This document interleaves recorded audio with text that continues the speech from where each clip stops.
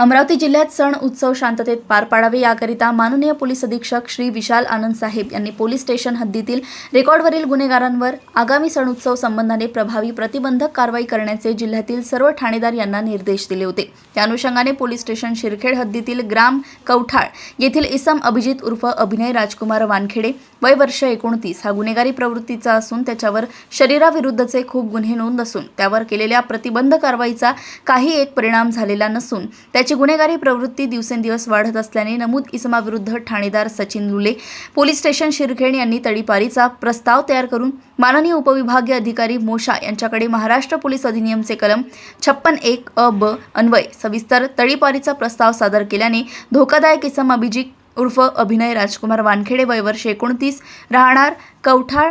तालुका मोर्शी जिल्हा अमरावती या अमरावती जिल्ह्याचे हद्दीतून 2 महिने कालावधीपर्यंत निघून जाण्याचे आदेश पारित केल्याने